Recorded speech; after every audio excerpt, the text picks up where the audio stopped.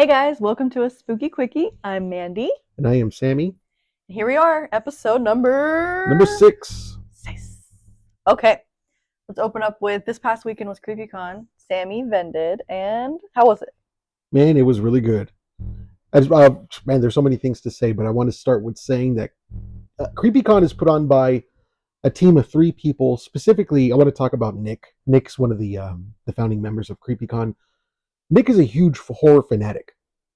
We see Nick at different horror conventions whenever he's not putting them on. Nick's the real deal. He's a huge horror fan.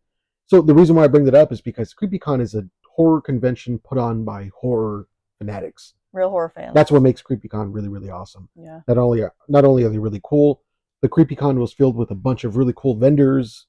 Cosplayers were really awesome. Mm-hmm. The list of celebrities they had was really cool. John Bernthal was there. They had Scott Ian from Anthrax. They had musicians too, which I was surprised. I was like, that's pretty cool. Some of the Lost Boys guys were there. It was cool. I went Saturday and checked it out, and so many great cosplays. Check out our Instagram. We both did like a recap video, and awesome. Really cool people, really cool vendors. Good time. Yeah, just getting a chance to talk to all the people that came to visit me. Everyone's so cool. Man, if I could do that every day, man, I really would. More people need to host them so we can have one every weekend because it's a good time. CreepyCon, please do it every weekend so I can do it. Just CreepyCon only. But yeah, that was good. So we'll open up with our little movie review. And I think everyone's been well aware of all the UFO sightings, all the good stuff in the night sky. So we wanted to kind of follow the trend of what's going on in the world with one of our favorites, I think. You agree? Phoenix Forgotten. Have you ever heard of Phoenix Forgotten? It's a 2017 film, found footage film, and it is about the 1990. Well, loosely, I think it's not 100%. It's not very accurate on the actual Phoenix Lights, but it's loosely based off of the true story of the Phoenix Lights that were seen on March 13th, 1997. Yeah, the movie opens up with the Phoenix Lights for the actual event that happened in Arizona. Yeah. You want to talk about the Phoenix Lights a little bit for anyone that doesn't know? Yeah, so I know in March 13th, 1997, there were sightings in Arizona as well as Nevada of the Phoenix Lights, which were multiple lights seen. I think one of them was just like a row of lights, maybe like 3, and then it turns like a row, and it was like slow falling. Later, they said it was illumination flares from jets or, some sort of aircraft. Who knows, we don't know if they lying or if it was really something crazy.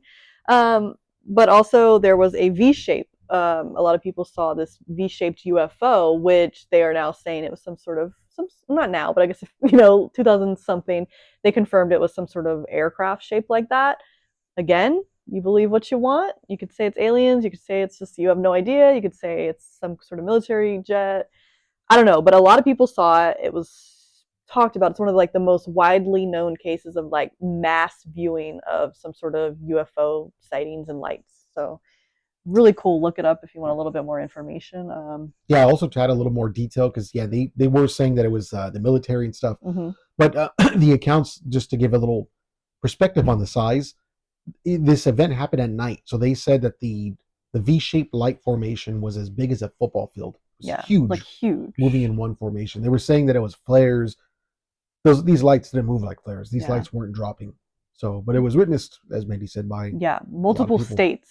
So, I mean, if it's that big, you're thinking what the hell? That's kind of crazy. And if it's that large, I mean, they'll say, it was multiple jets lined up, but it's I don't know. It's such a perfect V shape. People described it pretty similarly, where it's kind of I don't know how they could create that perfect formation like that, for so long over such a wide span of area. So, yeah, check it out. It's a really interesting case. I will shout out this shirt right here. I have a Phoenix Lights shirt. Discount Cemetery. Love them. The coolest people ever. You should support them. They make everything at their house.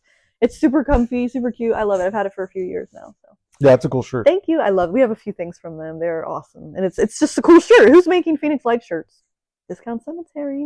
I have one in green, and every time I wear it, everyone's like, "You saw the Phoenix Lights?" I'm like, "I did it," but Discount Cemetery makes this cool shirt. Go buy it. So get it. So yeah, so that is the movie. That is not the movie. That is the true story. The movie, moving into the actual movie, it's just loosely based on it. Like you said, it opens up with the scenes of people at a birthday party, right? And then all of a sudden these lights go by, and then jets go by, and it's just like kind of chaotic a little bit. And they're like, "What the hell?" And it's super loud, and everyone's like, "Oh, okay." But the story is loosely based on that. It mainly just goes into this group of high schoolers, right? Wait, you got to probably say that there's one kid specifically, one of the high school students is that's filming the entire movie. He has a camera, so it's from his Found perspective. footage, Yeah, yeah. it's found footage. So he films the Phoenix Lights in the movie, and it pretty much picks up from there.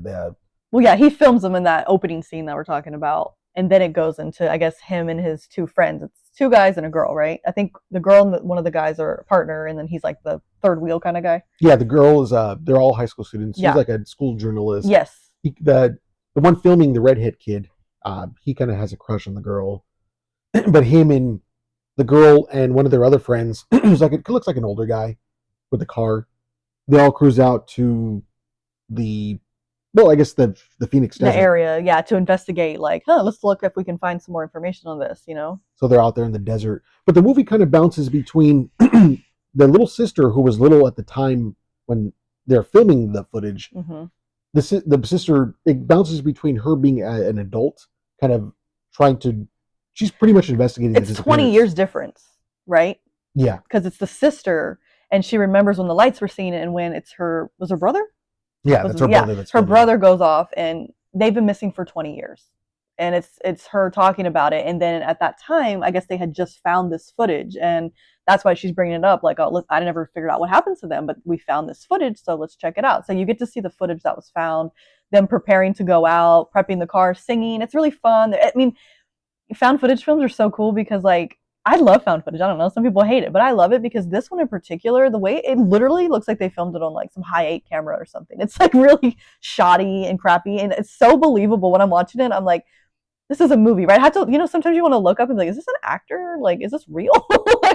So it's really good. It feels pretty real. It feels like they really are doing a documentary and they found these tapes. So that's my favorite, when you just can't even tell in your mind, and you don't know these people. They're not like, it's not Brad Pitt and all these famous celebrities. It's just some people that you really probably never seen before. I don't know if they ever did anything else. Yeah, all the actors are pretty unknown. It's super believable, and the way that they film it, it really looks like it's 1997. They show some clips from the high school, like her, I think she's like in mass communications class or does like journalism or news reporting or something, and it's just so cool. And you watch them as teenagers, and they're having a really good time. Yeah. And then they get to where they need to go, and they start investigating a little deeper, and that's when it gets a little more thrillery. So yeah, the bounces between the sister being, 20 years later, she can't let go of the disappearance of her younger brother. Yeah.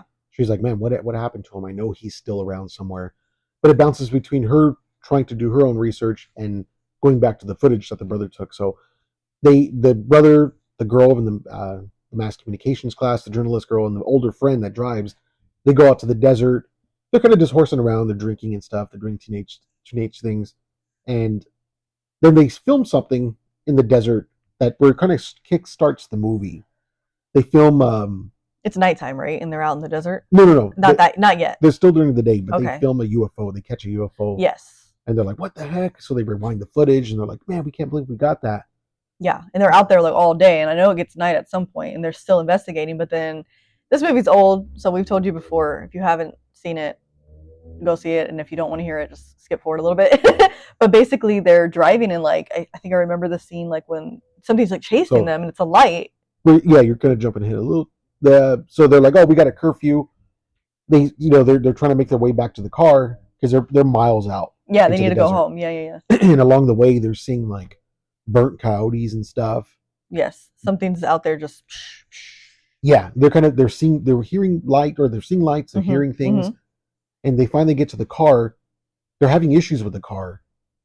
Yeah. Right. So they drive off, and they're like, hey, what's following us? They see these lights. They think it's a car. Yeah, there's a lot of stuff in between where they're finding things in the desert. They're, experiencing things. But then eventually, the car troubles. So it's actually, they think it's a car following them. It's the UFO. It's literally this light source coming, right? So once it gets over them, the car just shuts off. The car won't work anymore. They start getting weird nosebleeds and stuff. Yes. They start feeling a little sick. They're weak. That's when it really kicks off. And they start walking because obviously the car's not working, so they're in the road in the dark, and they're walking, and they end up going to the desert. They get like kind of pulled apart, right? Like some of them I think one guy goes kind of on his own, and the girl and the guy go somewhere. I can't remember the exact layout of all the people getting lost in the desert, but eventually they stumble upon some other stuff. Yeah, they start disappearing one by one. Mm-hmm. First, it's the older kid that drives. He disappears. They're like, "Where did he go?" Then, as they're running through the desert, now they're clearly aware that a UFO is following them. Yeah. The young girl's like, "Hey, my dad's over there, my dad," and she starts Like she's hallucinating. going delusional. Yeah. And well, the cool thing about this movie is the UFO. They do show the UFO. They Mm-hmm. don't show any aliens, Mm-mm. but the UFO is depicted as the Ezekiel wheel Mm-hmm. in the Bible. So it's like, how can you even describe that? A bunch of spinning wheels. Look it up. Yeah, you'd have to look up Very pictures cool of looking. Just look it up. it. But that's the depiction of the UFO in this movie. So yeah, she gets abducted. She flies up into the craft. The boy that's filming, he runs into like an abandoned house, and then he gets abducted at some point. He gets sucked out of the house. Yeah, I think there's just a lot of stuff that I'm trying to remember right now. But again, yeah, we told a very quick version of it. But the movie, it's a pretty damn good story that bounces between the sister trying to investigate. Yeah. Where's my brother? Where's his friends? We'll give away some of it like we just did, but there's some stuff where I'm like, I don't want to give you every detail because I want you to watch this one. It's a movie that you don't hear about. I think I personally stumbled across it on the internet many years ago, back in the day when we were watching videos that we should not be. I won't say, but it was on the internet and I watched it and I was like, wow. And it stayed with me. And I remember sharing it with you a few years ago. And I think you thought the same, like, wow, this is really good. We love DVDs. So we actually went and bought it on a DVD to own it because this is one I really think you should watch. Like, I don't want to give away all of it because I want you to see the way they filmed it. It's really cool. It really feels like you're in 1997. And there's this woman who was like, hey, I found these tapes from 1997 with my brother and his friends. And like, it just feels so legit. Like there's the ending of it, even the way it ends, it's like, bam. And then I think it ends with a cool song, if I'm not mistaken. I think the ending is very like catchy. I'm not sure. I don't want to jump the gun, but yeah, it's really, I don't know, it's just really interesting. Definitely worth a watch, and I'm really curious if you guys like it because I loved it. Yeah, amongst all the UFO movies, we're deep into them. So to go through some of them, it's Dark Skies. Dark Skies is good. The Fourth Kind. I love The Fourth Kind. Fire in the Sky, so of course. Scary. Alien Abduction is another one that's kind of underground, but I really like that one. Alien Abduction. I just seen recently for the first time the McPherson tapes. The McPherson tapes is a movie you could probably only watch on YouTube. I'm pretty sure they didn't make a DVD. Yeah. It's pretty. Yeah, that one's pretty creepy. I haven't watched that one yet. Those are pretty much the main ones, and also Phoenix Forgotten. But I would say Phoenix Forgotten is my favorite. The Fourth Kind is pretty scary as well. Yeah, that one's so scary. Oh my gosh. Dark Skies is pretty good. Very good. They're all good. I mean, alien movies, you can't really go wrong. I mean, even if it's crappy, it's still like some point you're like, ooh, aliens are scary. Oh yeah, we just wanted to cover a UFO movie because right now it's a crazy time for UFO activity. Lots of sightings and stuff. So definitely see it. Let us know what you think. And like we always ask, if you guys have any scary stories, specifically, maybe alien encounters, maybe you've seen some UFOs to go along with what we've talked about here in these movies. Let us know. Or ghost stories, we're always down. To jump into that, we actually did have a submission for a horror story, I suppose. Yeah. Like it's a personal experience from someone that Sammy knows. Yeah. So this story was sent in by my friend Alexis Chavez.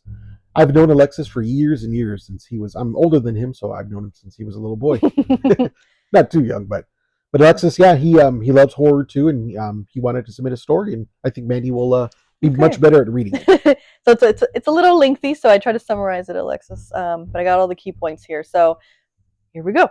So he says, this took place about 6 or 7 years ago. At the time, he was hanging with a group of friends at Garvanza Park, and I don't know if anyone's familiar with Northeast LA. Do you know the park? Yeah, Garvanza Park is a skate park in Highland Park. Okay, so it was Thanksgiving. He had a group of 7 friends. They didn't have plans with their families, so they decided to hang out and drink at the park like young troublemakers. 2 of the friends in the group were sisters. He's going to call them Sue and Jane. They were really strong believers in paranormal stuff, which also intrigued me, speaking as Alexis. As we were there at the park, Sue tells Jane, go get it. It's in the trunk of the car. When Sue got back, she laid down a rectangular box in the middle of the table. Sure enough, it was a Ouija board. He didn't know whether to feel excited or to panic. Some of the other friends in the group reacted in a positive way, and they were like, oh shit, that's so fucking cool. Oh, hell yeah. So I stayed quiet and kept drinking, knowing rule number 1, don't play with the Ouija board or else Captain Howdy will get you. Love that. Smart guy. The night started as a drag as we started to drag as we started to run out of beer and the speaker had died. So then I see Jane reach for the box and open it and whip out a Ouija board. I looked around to see everyone's faces, staring in amazement. I began to feel goosebumps, but I didn't want to make it obvious, so I pretended to scratch my arm. Jane asked who wanted to partake. Sure enough, 4 people said that they would play. I told them I would rather keep a note of what was getting spelled because he didn't want there to be confusion considering that they were pretty drunk. They agreed. My plan had worked and I had managed to weasel out of playing. So they commenced playing, and Sue and Jane and 2 other friends placed their fingers on the planchette and moved it to the board and placed it right above the hello. Sue asked if there was anyone who wanted to talk. Nothing happens for a couple of seconds until the planchette started to move, slowly spelling out N-O. The other 2 friends who were playing started giggling and asking who was moving, and they blamed each other. Jane and Sue started asking more questions. Why don't you want to talk? No answer. What was your name? No answer. Until one of them asked, did you die here? Y-E-S was spelled. A part of me was scared, but the other part of me was questioning if it was one of them spelling the words with the planchette. Jane asked right after, how did you die? It answered back, stabbed. If you know anything about Northeast LA, you know that there's a long history of gang violence, and it made sense for someone to have died at the park considering how old the park was. One of our friends says that he didn't want to play anymore. Jane and Sue kept asking more questions, but gibberish was being spelled. I told them that the words meant nothing, and Sue and Jane looked at each other and said, we need to close this session. They all quickly moved the planchette to the goodbye on the board, and it was quickly put away. In my confusion, I asked Sue why they stopped. She replied, only spirits who were once human reply in words. But if it was spelling something that wasn't human words, then they weren't being spelled by human spirits. He's like, I didn't catch that right away in his drunken haze, and then it clicked, and he was like, I didn't realize the possibility of that being a demon. So basically, I never really knew that, to be honest. I played with the Ouija board a lot. So he's saying, they were telling him like, oh my God, those aren't real words, because he was keeping track, for them. So he's like, hey, that one said stab, that one said, and they're like, well, that's not a real word. So I guess the sisters knew right away to tell him like, oh, hell no, we're going to close the session out because that's not a human, that's like a demonic spirit. And that's what he's saying. Like that clicked later because I guess he learned the same way that I'm learning now. I did not realize like if it was just gibberish. So damn, that's freaky. That's pretty scary. I didn't know that either. I've always had, when I played as a child, it was always words, never just nonsense. So I must have had human spirits because I don't know. That's why we don't mess with that shit. Yeah. We have a Ouija board, but it's more for looks. It's more for looks. For aesthetic. We probably shouldn't even have it in the first place. Honestly, yeah. My experience, if you watch the other episodes where I told you when I was a kid, it's not even that I'm really scared, but I'm not trying to stir up any negativity in my life. So I'm not talking any humans or demons right now. I'm good. I'm going to pass on that one. But yeah, that is a great perspective that Alexis shared, that if you're getting words that don't make sense, like, yeah, it's a demon. I never considered that. I wonder if it's really like, I'm curious if it's like gibberish or if it was just like a foreign language, maybe Latin or something, right? Yeah. Because I'm not sure, no. I'm going to have to look that one up a little bit, but that's a pretty cool story, and I love Ouija board stories because I experienced them myself, and it's like really nice to hear other people were like, oh, that's a Hasbro toy. It's just, you can play with a damn bottle cap. You can play with a piece of paper. If you're conjuring something, like, you're going to get some answers, like something's going to happen. Yeah. And I want to say too that Garvenza skate park, there's a lot of cool people that go there, a lot of great skaters, but when I go skate there sometimes, there is some really questionable people that go there as well. So it's still kind of the same as it was back in the day, like, oh yeah, the vibes hasn't changed. Yeah. So yeah, that would make sense that something dark resides there. I could see it. I haven't been there, but I want to check it out now. Now that we know that something creepy has happened there, I'm kind of curious to feel the vibes when we walk onto it. Yeah. But yeah, thank you, Alexis. Yeah. Thank you for the story. Good story. That is scary. That was creepy. I want to hit up Alexis to see if he has those words. Oh yeah, if you still have the gibberish, I'm kind of curious if we can translate it. Maybe it meant something in another language. Yeah. But thank you. Yes, thank you. And if anybody else has stories, send them our way. Like I said before, we want to share them. Actually, last week Mandy was talking about doing a spirit box session. I was. I think we'll have to do one this week then. Let's do one now. Right? I mean, do you have it? Beck. So Sammy's gonna get the spirit box because we do have upcoming ghost hunts, but still with the state of our work schedules and people, the Eaton fire did affect a lot of businesses and stuff. We will get there, but we will do something in this apartment because we mentioned that we have been here since October. We've experienced a couple little weird things, so why not do a little mini session right now and see if we get any answers. So Sammy is getting out the box right now. And then we are gonna, when we do our big ghost hunts, we are gonna make like a whole private video or separate video, sorry, and it'll be like a live session, and then we'll do a second one. So it won't be our usual Tuesday schedule. We'll just post it as its separate own entity. Doing the spirit box.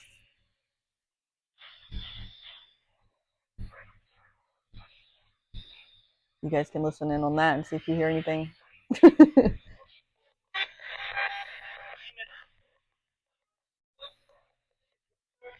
Okay, there's a few. We can say. So here's the spirit box. Put it near your microphone so that it can pick it up. Wait, let me put it over here so I can just talk for now. So the idea is it's an AM/FM radio. We're sweeping through the stations at a fast rate, and if we ask a question, we may get words that come through. So I'm going to put it next to my microphone to see if we catch any words. So you want to ask the first question? Okay, keep it pretty simple. Is there anyone or anything here with us?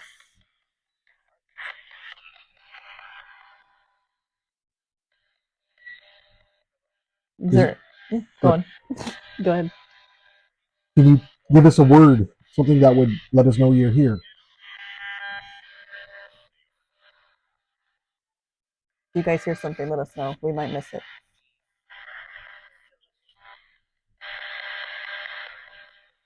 Is there anyone here with us? Anyone? Any spirit?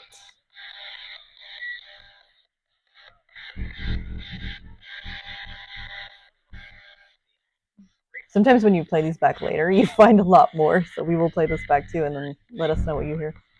Can you say one of our names? It sounds like I heard yeah.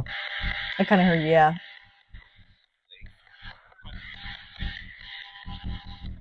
What is your name? L.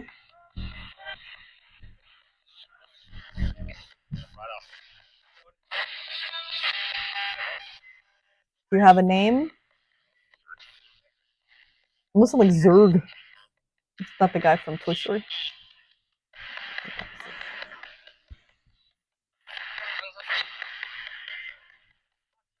You have a message for us?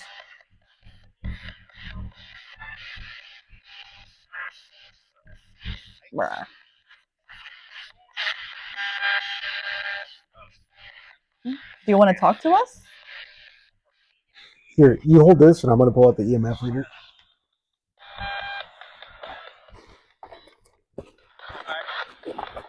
Almost sound like hi. Would you like to speak to us? Like hello again. Hi, hello.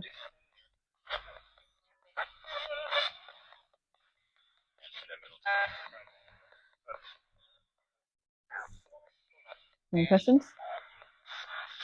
Can you make this EMF reader go off? If there's anyone, any spirit, can you just give us a little tap of energy to make the meter go off? You don't have to talk to us.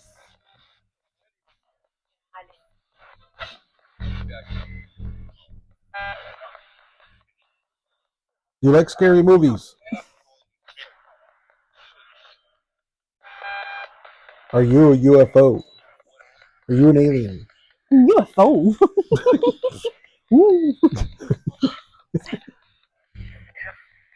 Yeah. Are you a human spirit?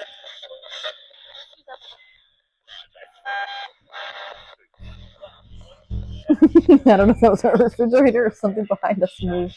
Shit.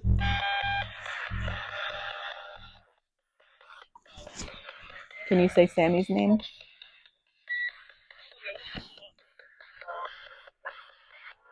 You have had a spirit say Sammy's name before.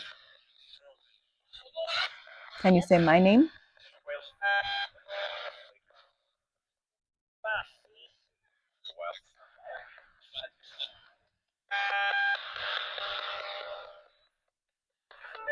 I don't know, guys. I'm not sure if our apartment is haunted or hosting any spirits right now, but different times of day cause different activity.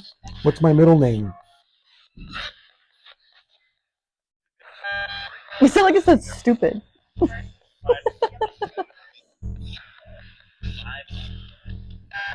What's Sammy's last name?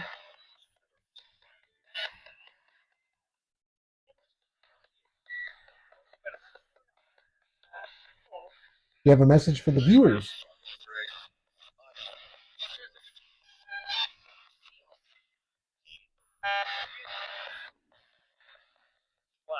I'm not sure, guys. I think we'll have to try this at a little bit more busy area. What do you say? Yeah. Definitely gonna do our hunts soon. Have a little bit better put together for you. We'll have some haunted locations that are known for some spooky behaviors. Yeah, we didn't really get nothing. Not to say nothing Yeah, came through that we couldn't hear. While we were doing that, we heard something behind us. something shuffled a little bit. Yeah, I don't know if it was a refrigerator. I don't know. Not I don't sure. know. We'll go look over there and see. But I got spooked. we had like little things happen here, but nothing too outrageous. So if spirits are here, they might be pretty calm, pretty happy spirits, so to speak. So definitely no poltergeistish activity. So we need to find those guys and kind of maybe help them in some way. So definitely on our to-do list. Anything else spooky? There's some movies that we're gonna see this week. We're gonna see Companion. I think that's. I'm not really entirely sure if that's considered horror, but I think it's a thriller or something. I'm not too sure. Yeah, I know nothing about it. I kind of didn't want to look into it too much because I know I'll be spoiled, get spoilers. So we're gonna go see Companion tomorrow, and then we're going to see. What's the other one called? The Presence. The Presence. Yes. Yeah. Later in the week probably, but we're gonna see Hard Eyes. We're gonna see. Oh, Hard Eyes. That's next week, I think, coming out. Yeah. We're gonna see The Monkey. I'm excited for that. I love bit. Stephen King. Mm-hmm. So there's a lot of horror movies coming out, so we're excited. We just got announcements for Talk to Me 2, which is going to be called Bring Her Back. Another Final Destination movie. Yeah, Ari Aster is making his newest. I'm not sure if it's a horror movie or not, but it's going to be called Eddington. We'll see. Yeah. We'll see how that is. Lots of cool movies. But thank you guys so much for joining us. We hope you enjoyed Phoenix Forgotten. Let us know what you think about it. If you go watch it. It's good. Really good. A favorite. Shout out to Alexis. Thank you so much for sharing your story. Great story. If you guys heard anything in that spirit box session, let us know. Yeah, might have picked it up better with the technology than our ears can. So we will be back with more ghost hunts and more episodes for you every week. Yeah, and thank you to the listeners. We've been getting some feedback. We're trying to get better. Yeah, we're just starting. This is number 6. Number 7 is going to be a little bit better. Yeah, each one. Yeah, until we're just amazing.